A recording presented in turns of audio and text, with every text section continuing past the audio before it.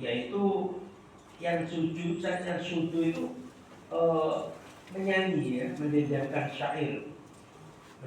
syair, yaitu di masjid. Falahadhu ilaih, ay nadhara ilaih. Lalu kemudian Sayyidina Umar itu memandang Hasan seakan-akan seperti mendelik gitu ya, seperti orang ya, kalau jenengan lihat anak kecil yang misalnya nakal itu panjenengan memandang secara sorot mata yang tajam gitu. Sayyidina Umar juga begitu, ketika melewati Hasan itu, lalu kemudian Hasan bersenandung di masjid, sama Sayyidina Umar itu dilihat dengan tajam. Nah, merasa dilihat yang menakutkan begitu. Lalu kemudian faqala, Hasan itu berkata begini, qad kuntu ansudufi, sungguh benar-benar aku ini berselendang di zaman Nabi. Jadi benar-benar aku telah bersenandung di zaman Nabi, itu artinya ketika Nabi itu ada dan aku bersenandung di masjid ini, wa fihi man huwa khairu minka, dan beliau Nabi yang lebih baik darimu itu tidak seperti kamu sekarang ini gitu. Artinya tidak memarahi atau tidak menakutkan gitu. Jadi intinya Hasan ini membandingkan zaman ketika atau di saat ada Nabi saja saya bersanjung begini boleh kok. Kenapa kamu mendelik? Nah, bahasanya kan begitu. Kenapa kamu terbelalak gitu? Muttafaqun alaih, hadis ini disepakati oleh Bukhari Muslim. Wa fil hadis dalalah ala jawazi insyadi sya'ri fil masjid. Maka dengan dasar hadis yang diriwayatkan oleh Abu Hurairah ini, maka diperbolehkan untuk bersenandung di masjid. Makanya kaum muslimin kan melakukan bersenandung dengan baca sholawat dan sebagainya di masjid itu kan sudah terbiasa ya, bersolawat, baca tiba dan sebagainya. Memang di dalam hadisnya dibolehkan.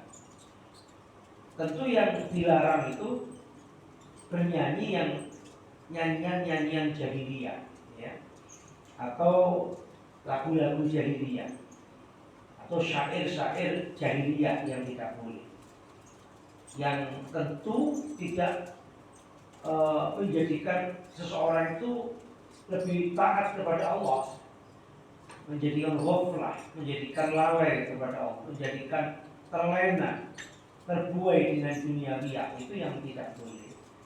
Tapi kalau bersyair dengan sholawat, ya Rasulullah salamun alaik ya Rabi'al syani wad darati, ya, itu kan merupakan sebuah syair pujian-pujian kepada Nabi kita Muhammad SAW. Atau bersyair misalnya ilahi las tulil firdaus si'ahla, istighfar yang pernah disampaikan oleh Abu Muaz. Atau misalnya seperti istighfar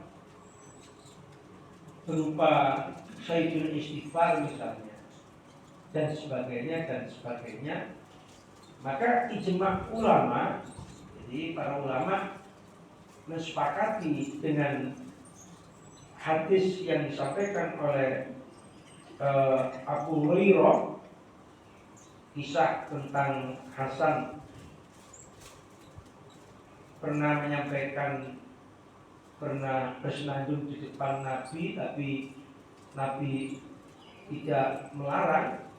Maka itu eh, menunjukkan bahwa bersyair atau bersenandung di masjid itu diperbolehkan, asalkan yaitu bukan asy'arul jahiliyah, syair-syair jahiliyah, wa ahlul batalah, atau syair-syair yang batil, ya, lagu dangdut dan sebagainya, atau syair-syair yang menjurus ke arah hal maksiat, atau seseorang itu terbuai justru jauh dari ketaatan. Nah, itu enggak benar. Ya sama dengan Maulid Nabi itu, ya, memperingati lahiran Nabi kita Muhammad Sallallahu Alaihi Wasallam. Kata beliau, man ahya sunnati faqad ahabbani wa man ahabbani kana ma'i fil jannah. Jadi barang siapa yang menghidupkan sunnahku, maka sungguh dia mencintaiku, dan barang siapa yang mencintaiku, dia akan dapat syafaatku kelak pada hari kiamat. Jadi yang namanya menghidupkan sunnah itu tidak hanya membaca sholawat, tapi juga mengerjakan dan melaksanakan tuntunan-tuntunan sunnah-sunnah Nabi kita Muhammad SAW, yang begitu banyak tentunya, ya, karena Nabi itu model perilaku dan sikap kehidupan kita, suri tauladan bagi kita kaum muslimin wal mukminin. Demikian pula kita dalam memperingati kelahiran Nabi itu tentu kita bersedekah, bersolawat, baca Quran, sholat dan sebagainya yang diniati sebagai rasa kegembiraan hati untuk lahirnya Nabi kita Muhammad, itu sudah tercatat sebagai peringatan kita atau kebahagiaan kita untuk lahirnya Nabi kita Muhammad SAW. Jadi dengan contohnya ada pengajian seperti ini, kue yang dibagikan ini diniati untuk Maulid Nabi, ya udah cukup. Itu sudah memperingati Maulid Nabi. Panjenengan hadir di majelis ini karena ngaji seperti ini, kedemenanipun Kanjeng Nabi, kesenanganipun Rasulullah, diniati untuk ngaji dalam rangka mengagungkan kelahirannya Nabi kita Muhammad. Ya udah dapat nilai keutamaannya. Atau misalnya dengan kumpul-kumpul baca sholawat, tapi memperingati Maulid Nabi itu tidak harus seperti itu. Tidak harus seperti itu. Walaupun yang seperti itu tentu juga termasuk salah satu cara bagaimana mentransfer aura kebahagiaan kita dalam rangka memperingati kelahiran Nabi kita Muhammad SAW. Tapi tidak harus seperti itu. Bisa dengan sendirian, dengan bisa kita bersedekah, dengan berzikir, lalu kemudian diniati untuk bagaimana kita menunjukkan rasa kebahagiaan kita dalam rangka kelahiran Rasulullah. Demikian itu sudah sah, sudah masuk kategori Maulid Nabi. Nah, seringkali sekarang kan Maulid Nabi itu dilaksanakan di masjid, ya nggak apa-apa, ya. Cuma sekarang kan orang itu kan yang namanya dakwah, ya, kadang dibumbui senandung-senandung, nyanyi-nyanyi sekarang kan. Ada yang kadang kiainya, bunyainya itu malah joget, diiringi rebana lah, malah organ lah. Ada yang musik lengkap lah, alat musik lengkap dan sebagainya. Nah kalau sudah begitu ya jangan di masjid, gitu ya, di luar saja. Masjid yang dimaksud ini area yang di tembok ini. Kalau di luar sana itu kan namanya halaman, mas, halaman masjid.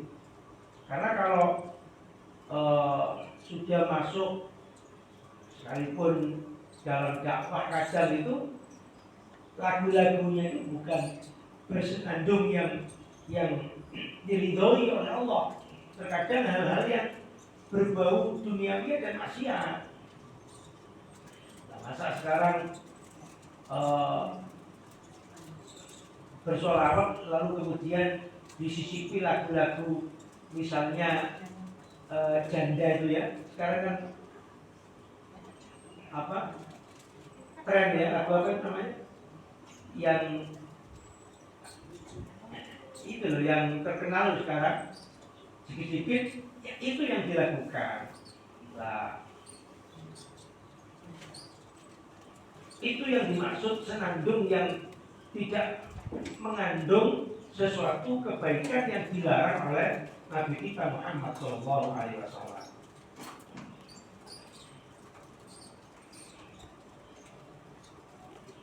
Wa anhu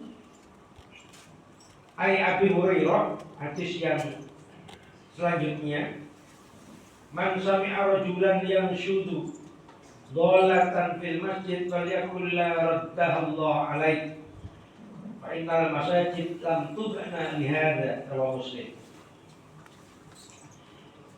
Dalam sebuah hadis yang diriwayatkan oleh Abu Hurairah bahwasanya Rasulullah Muhammad SAW pernah bersabda, barang siapa yang mendengar seseorang yang mencari-cari atau barangnya hilang di masjid lalu kemudian bertanya ke sana kemari apa menemukan barangnya, falyakul la raddahu Allah alaih, maka katakan kepada dia, la raddahu Allah alaih, mudah-mudahan Allah tidak membalikan barangmu kepadamu. Mudah-mudahan Allah tidak mengembalikan barangmu itu kepadamu. Fa'inal masajid lam tubna li hadza, maka sesungguhnya masjid itu tidak dibangun untuk yang seperti ini. Jadi artinya masjid itu dibangun untuk ketaatan, bukan hal urusan keduniawian, bukan dalam hal urusan keduniawian. Kalau Muslim, hadis yang diriwayatkan oleh Imam Muslim. Ai bal bunyatiz dzikru lillah, atau biniyatiz dzikrullah was salat wal ilmi wal mudzakarah fil khairi wa nahwi. Masjid itu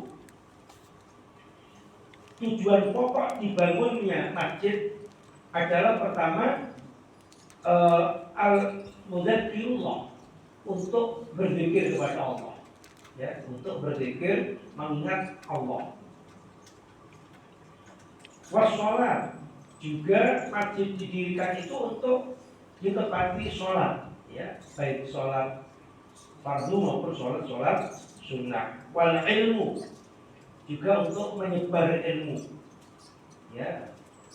Jadi pengajian, ya, seperti majelis ilmu seperti hari ini memang salah satu bentuk cara memakmurkan masjid, ya.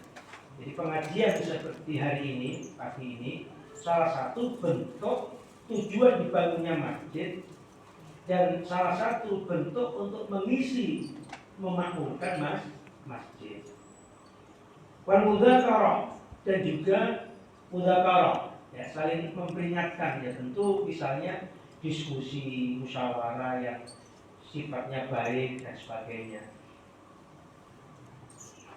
Fil khairi, tentu musyawarah yang hubungannya pada hal-hal kebaikan, sehingga masjid itu tidak didirikan untuk duniawi, urusan dunia yang menjadikan manusia itu lalai, ghaflah, sehingga menjadikan hatinya tidak takut lagi kepada Allah, tapi malah semakin mencintai harta dan sebagainya.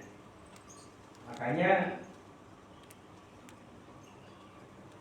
kita sholat itu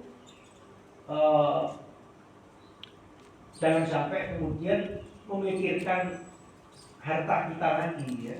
Jangan memikirkan, artinya konsentrasinya pada sholat, ya.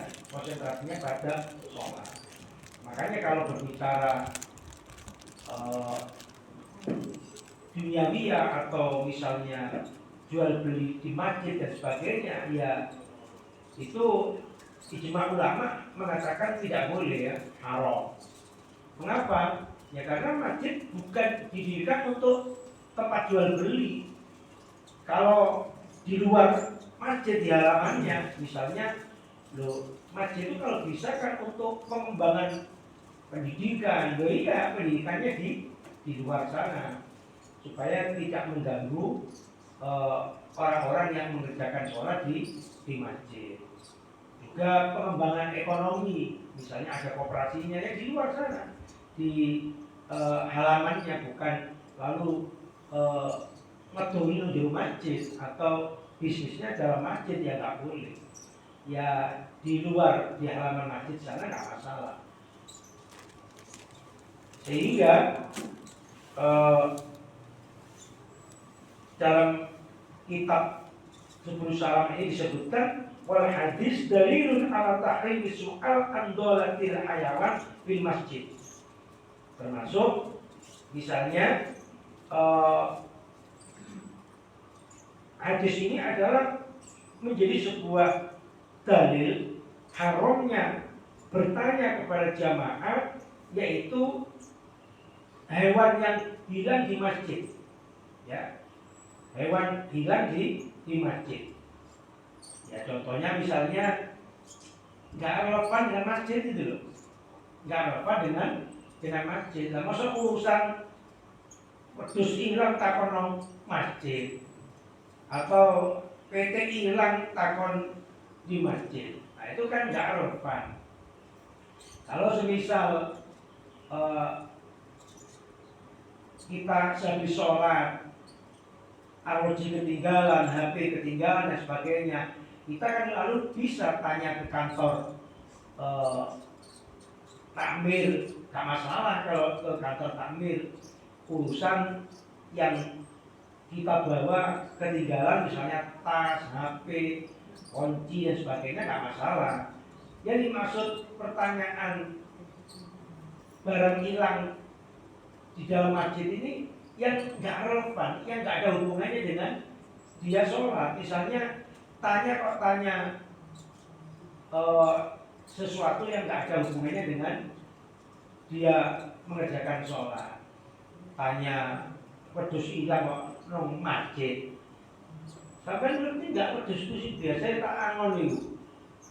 Nah, misalnya begitu. Atau sepeda motor, tapi sepeda motornya nggak dibawa ke masjid, takonnya bawa ke masjid. Nah itu kan nggak relevan namanya. Tapi andai kata tanyanya di luar, ya nggak masalah. Yang dimaksud ini adalah di dalam masjid. Wa hal yulhaqu bi su'al an ghairiha minal mata. Bagaimana kalau pertanyaannya lain-lain? Ya, pertanyaannya lain-lain, tidak harus sesuatu yang bersifat kehilangan. Qila yulhaqu, maka disampaikan di kitab ini, ya bisa dikiaskan, disamakan, ya. Segala hal urusan duniawiya, pertanyaannya ya di luar masjid, bukan di dalam masjid. Fa innal masajid lam tubna li hada. Ya karena masjid itu memang didirikan kembali sebagaimana tujuan awal tadi adalah membicarakan hal ukhrawiyah, akhirat. bukan hal duniawiah. Apalagi kalau semisal masjid digunakan tempat untuk maksiat, ya, digunakan untuk tempat maksiat, digunakan tempat untuk tukaran, ya, gegeran dan sebagainya, itu tentu termasuk hal yang dilarang, ya. Ya, contoh seperti Maulid Nabi itu, kapan hari ada anak-anak muda memperingati Maulid tapi dengan cara minuman keras. Nah itu kan nggak sesuai dengan tujuan. Kalau melakukan peringatan senang kepada kecintaannya pada Rasulullah, tapi lalu kemudian minuman keras, atau lagi perempuan bersenandung joget-joget tanpa ada batas antara laki perempuan yang bukan muhrim misalnya. Nah begitu kan nggak sesuai dengan tuntunan. Nah kalau yang begitu itu nggak boleh tentu, ya. Sama dengan masjid digunakan musyawarah, ya nggak apa-apa, tapi ada tukaran masjid, lah itu kan yang dilarang, ya, karena masjid bukan untuk tempat tukaran, tapi sebagai tempat untuk malah bagaimana sesama kaum muslimin ini menyatu dan bersatu. Tujuan daripada sholat jamaah itu kan menjadikan ukhuwah, ya, ukhuwah Islamnya. Makanya kalau saya tuh paling nggak suka kalau di televisi atau mungkin di internet para pengamat tuh banyak yang bilang begini, ngapain kita ngurusi bangsa Palestina atau mau membantulah dan sebagainya. Gak ada urusan kita, bangsa kita. Kita sebaiknya ngurusi bangsa kita sendiri dan sebagainya. Nah itu saya paling nggak suka. Mengapa? Berarti nggak punya ukhuwah Islamiyah, gitu, ya. Nggak punya rasa ukhuwah Islamiyah. Sedangkan kita sesama kaum muslimin, apapun latar belakangnya, organisasinya, jamaahnya, jamiyahnya, atau politiknya, kita ini sesama kaum muslimin bagaikan satu bangunan atau bagaikan satu tubuh yang salah satu sakit, ya secara menyeluruh sakit. Nah, kalau melihat penindasan yang begitu sadis di Palestina, bangsa Israel kepada kaum muslimin di sana, tentu hati kita ya sakit. Kita tidak bisa membantu kecuali hanya berdoa, ya, dari tempat jauh seperti ini, atau mendukung bagaimana mendorong pemerintah agar mengeluarkan sebuah dukungan kepada Palestina agar secepatnya merdeka dan sebagainya. Jadi bukan lalu kemudian itu bukan urusan kita. Ya mulai dulu mereka perang seperti itu, biarkan saja begitu. Itu ada banyak para petinggi-petinggi bangsa kita itu kadang ngomongnya seperti itu, bahkan pengamat-pengamat itu. Jadi tak punya ukhuwah basyariah, kemanusiaan, tidak punya ukhuwah insaniyah, ya, kemanusiaan, atau terlebih ukhuwah Islamiyah itu, ya, tidak memiliki persaudaraan, ikatan yang kuat dalam keislamannya. Monggo, barangkali sebelum lanjutkan ada pertanyaan. Jadi intinya masjid dibangun untuk berzikir, untuk mengerjakan sholat, untuk mengembangkan ilmu, untuk mudzakarah, pengajian-pengajian seperti ini dan lain sebagainya. Sehingga bukan digunakan untuk bersifat yang duniawi, misalnya bisnis menjual masjid, ya dilarang, atau hal-hal pembicaraan terkait duniawian dilarang. Bagaimana kalau bersyair? Ya bersyair kalau syairnya menjurus ke kesesatan atau lagu-lagu kejahiliaan ya tentu tak boleh, atau syair-syair yang menimbulkan syahwat dan sebagainya tentu tidak boleh. Tapi kalau bersifat sholawat, berupa istighfar, berupa pujian-pujian kepada Nabi kita Muhammad, nah yang demikian itu yang bisa ditoleransi. Nah bagaimana dengan pakai alat, ya, pakai alat? Nanti kita akan bahas itu di minggu yang akan datang. Monggo ibu-ibu, ada yang disampaikan pertanyaan? Cukup? Bapak-bapak? Oh iya. Kalau lagu-lagu religi itu apa seperti yang tadi diungkap dalam apa bisa dikiaskan sama hadis yang tadi disampaikan oleh makanya istilah religi itu kan pujian-pujian pada Nabi, pada Allah kan gitu, berupa istighfar yang diterjemah dan sebagainya. Yang demikian itu yang masih bisa ditoleransi. Makanya di kampung ya, kalau di kampung sebelum sholat itu kan bersyair. Kalau bahasa Arab itu syair, kalau bahasa orang Jawa pujian. Itu kan kadang macam-macam itu. Tombo hati ibu limo warna kan sebelum sholat kan mesti gitu. Kalau di kampung-kampung gitu ya.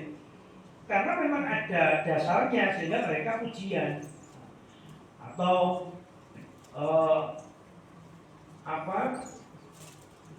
misalnya borong kaum muslimin monggo sholat jamaah ganjaranipun itu likur derajat. Nah itu kan bersyair namanya. Makanya orang-orang Wahabi itu kalau melihat masyarakat Indonesia, loh kok nyanyi, jadi kalimat-kalimat syair-syair kita itu atau pujian-pujian orang-orang Islam di kampung-kampung itu oleh mereka disebut nyanyi. Ya memang nyanyi, yasyuk. Jadi nyanyi, bersyair lah. Jadi orang Arab itu bersyair namanya. Kalau kita istilahnya ya apa tadi itu puji-pujian. Jadi ya itu yang ditoleransi. Tapi kalau sifatnya yang tidak religi, ya itu yang dilarang. Ya. Yang tidak religi ya dilarang. Tapi sekarang itu kalau kita melihat apa gambus-gambus itu kadang isinya tidak semuanya religi. Kalau cinta-cinta bagaimana ya?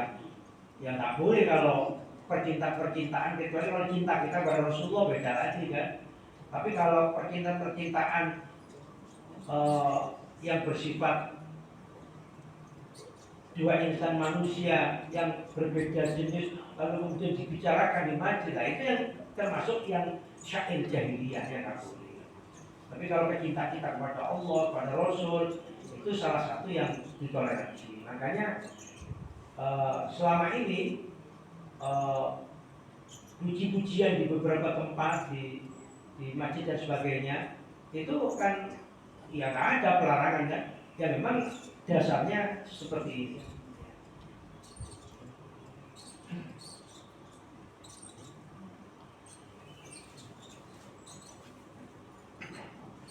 Kalau sudah dianggap cukup, ya mari kita akhiri dengan doa majelis. Sebelum kita berdoa, kami sampaikan kepada ibu-ibu khususnya yang menyediakan istilah Ahad Barokah ya, karena pengajian tapi kemudian diberikan makanan, semoga diberikan oleh Allah rezeki Bapak Ibu sekalian dengan wasilah sedekah seperti ini, semoga dosa kita diampuni, diberikan panjang umur, sehat walafiat, hamba semakin banyak rezekinya, barokah halalan thayyibah. Amin ya rabbal alamin. Subhanakallahumma wa bihamdika asyhadu an la ilaha illa anta astaghfiruka wa atubu ilaik. Assalamualaikum warahmatullahi wabarakatuh. Waalaikumsalam warahmatullahi wabarakatuh.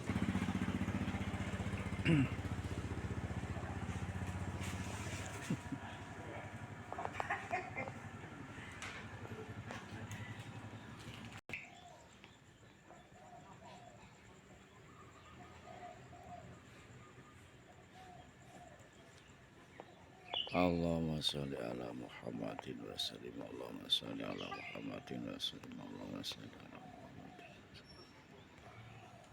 Allahumma sholli ala Muhammadin.